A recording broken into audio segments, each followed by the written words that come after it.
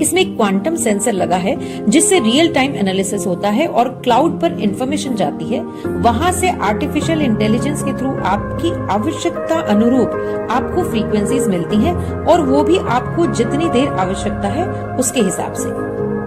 Healy उन पहली devices में से एक है जिन्हें रोजमर्रा के लिए उपयोग में लाना आसान है। ये दूसरी माइक्रो करंट डिवाइसेस से बहुत अलग और बेहतर है क्योंकि इसमें पेटेंटेड स्पेशल हीलिंग फ्रीक्वेंसीज भी साथ में मिलती हैं, जो कि आपके शरीर की खुद को हील करने की क्षमता को बढ़ाती है, जिसके कारण आप खुद को कई बीमारियों से बचा सकते हैं। ये आपके शरीर को डिटॉक्सिफाई करने में, रिलैक्स करने में और सेल्स को रीजनरेट करने में मदद करती है। साथ ही ये स्पेशल फ्रीक्वेंसीज आपको आसानी से कई ऑल्टरनेट थेरेपीज जैसे एक्यूपंक्चर से हीलिंग का पावर भी देती है।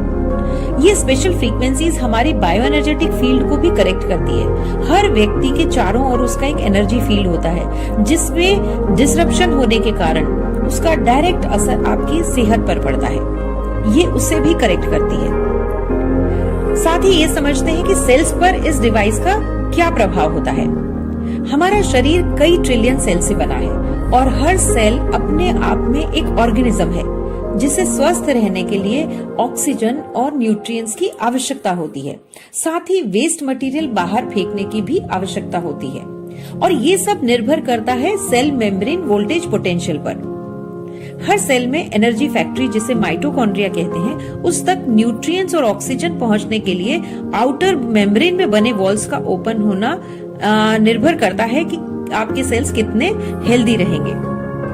जब सेल्स हेल्दी होते हैं तब मेम्ब्रेन वोल्टेज पोटेंशियल -70 तक होता है, लेकिन एजिंग और बीमारियों के चलते धीरे धीरे ये कम होता जाता है और ऐसा माना जाता है कि -15 होने के बाद सेल्स जो है, जब -15 सेल मेम्ब्रेन वोल्टेज पोटेंशियल हो गया तो कई गंभीर बीमारियां हमें होने लगती हैं। हीली सेल मेम्ब्रेन वोल्टेज पोटेंशियल को सही रखता है जिससे सेल्स में ऑक्सीजन और न्यूट्रिएंट्स बराबर पहुंचते हैं और वेस्ट मटेरियल भी बाहर आता है।